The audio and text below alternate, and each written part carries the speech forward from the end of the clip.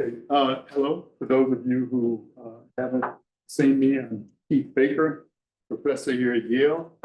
I want you all to know that when I got here some 19 years ago, I met a guy here at Yale who told me he found out that I was going to do particle physics, and he wanted me to say, look, I want you to look at the steep slope that the data has, and I want you to, show this. And I ignored him. I said, look, I'm here to discover the Higgs boson, not this other stuff. Once we started working at the LHC, that's what I did. I actually went into what he was talking about, which is quantum information science. All right. What we did was this guy and I actually then we came together and we wrote up what it was that we were doing after the Higgs had been discovered. We wrote a paper and submitted it to a journal. And to my surprise, one of the reviewers at that journal said, are you guys, do you have the proper mindset? What you're doing is idiotic. You're taking a Higgs boson, which is, and we are looking at evidence for quantum entanglement down at very low energies. And he's saying, how can you do that? So that is what got me started on this. We then sent an email back to that reviewer. Most of all, my colleagues sent it because there needed to be some foul language and what he told them, look, you don't know what you're talking about. That is the whole point. That's why we're doing this like that. We went on from there and had another group of people in a workshop at his university after that, and it went very well from there. What I wanted to say then was, I don't have the slides really to show you much in the way of equipment like what you saw. I'm just going to tell you about humanity, and then we'll go from there. All right. So the first thing I wanted to point out was we had students here that were just really wonderful. And one of them was Daniel Kanani. He was a student, an undergraduate student here.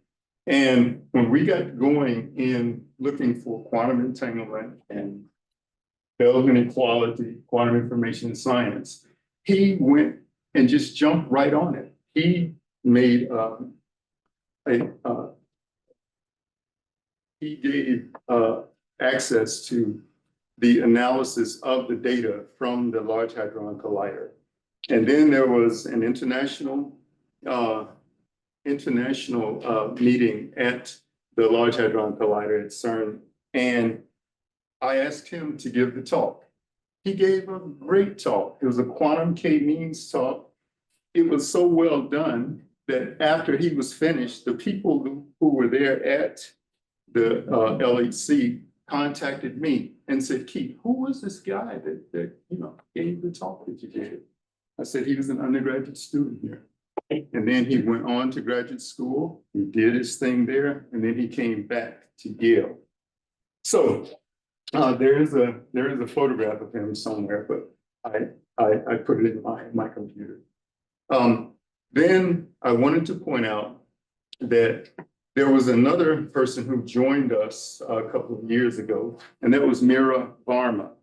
And she also is just fantastic.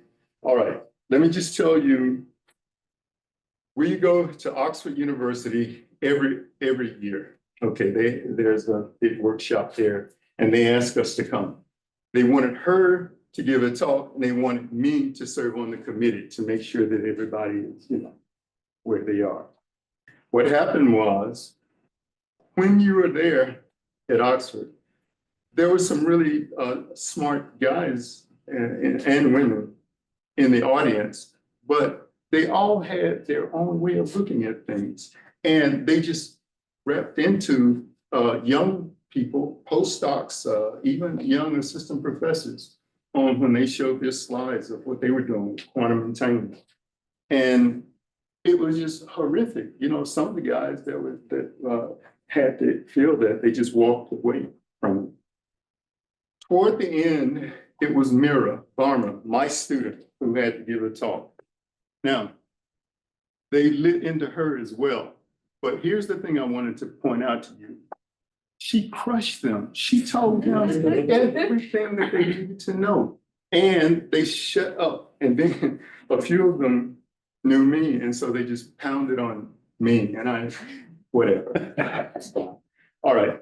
And she has also written papers. And she has given talks at conferences by herself. And she also did all of that while she passed the QT test in the Atlas. So that worked really well. There was one slide, oh yeah, and this is Mira. This is Jingjing Pan and her and a few others I wanted to show on one of the slides here. Yeah, this one. Can you get that? All you have to do is just, I know, rub your, rub, I think I can do that right now. and then show, yeah, Wait. yeah. And can you go to, well, we can go on down to the bottom. So what this was now, I wanted to say something to you, Carson, to you, Dave, to you all that are working on neutrinos. Can you go down to the very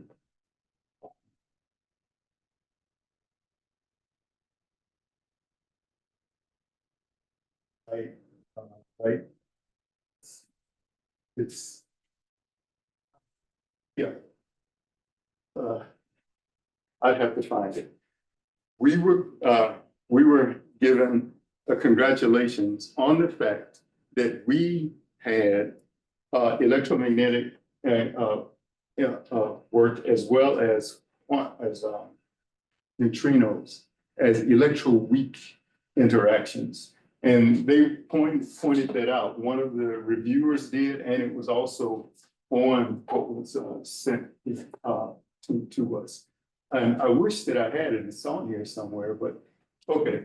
That was the thing that really got me going in this, that, you know, they said, you all started this, you all got to this, and congratulations. So we went from there. Now, there's one more matter that I wanted to talk about, and that is, where do we go from here? What I did was, I put in a book chapter in one of the books at Intech Open to start with. They felt that I should also become the academic editor of the next book. And I did it, and it went well. The books sold for $150 or something like that each, and there were lots of them. Afterwards, the next year, they wanted me to do the same. Keith, we want you to be the academic editor for this book. I told them, no, because you all are trying to do theoretical physics. I'm not a theorist, I'm an experimentalist. So you have to go get your theorist to do it. They said no again. Every week they said no. Finally, I said, okay, I'll go find a theorist. I did, and that theorist had a friend that they went to school together and they knew what they were doing. Both of them did it. What they wanted was what Intech Open really wanted, for us to look at quantum gravity. They wanted us to show evidence for this. Now, here's the thing. Even the two theorists that were working with me as my co-editors told me, Keith, you are not going to get this if all you do is work with theorists, okay? Because for the past couple of decades, theorists have looked at this and have not shown quantum gravity. That's what I was told.